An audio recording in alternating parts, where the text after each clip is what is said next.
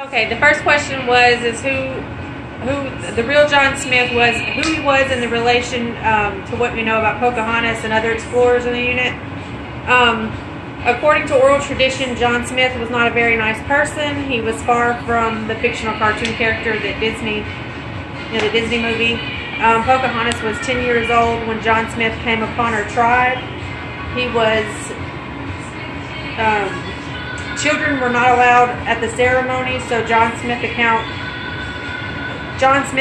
of Pocahontas saving him doesn't seem really factual, or at least not able to be proven. And I wrote all this down because I hate speaking in front of the cameras. How did he treat the Native Americans and compare/contrast to others? He wasn't very friendly to the natives or his own people. His people went hungry and were forced to pillage the native tribes.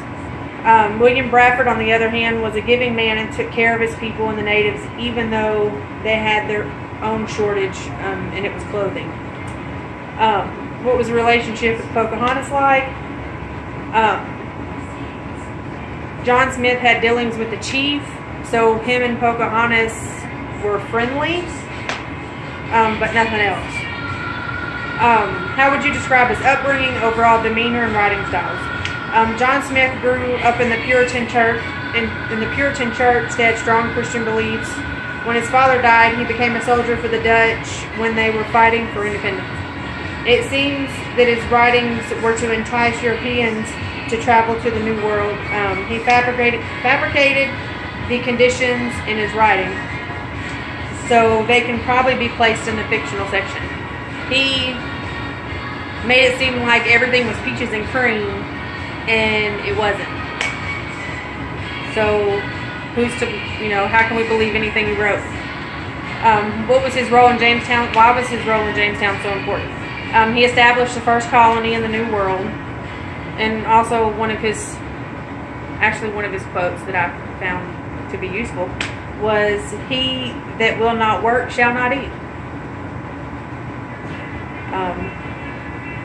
What was his condition in writing his third book, and how might that have affected his writing in contrast to earlier books?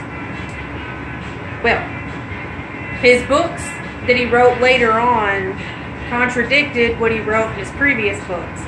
So you couldn't really you didn't know what to believe, because he retold stories, changed stuff. He also was supposedly saved by another female that fell in love with him too. It's really weird. Also, for extra credit, it says include who John Rolfe was and give credit to your sources without plagiarizing. I wrote, this is from me, John Rolfe was the real husband of Pocahontas. He married her because he wanted the tobacco cultivation secrets that the tribe had. When he married her, the tribe showed him the secrets, and he took his secrets back to Europe and started profiting from them. That's just what we know it as. That's oral, I guess orally, traditionally known that that's what it was there for. She was too young to, I don't know, people back then didn't marry for love. They married for opportunity. It was like an opportunistic kind of thing. And plus she was still a child, and they had killed off her husband that she was married to and took her kid. So anyway, so that's my story. And I'll upload a copy of what I wrote as well. Thank you. You can get off me now.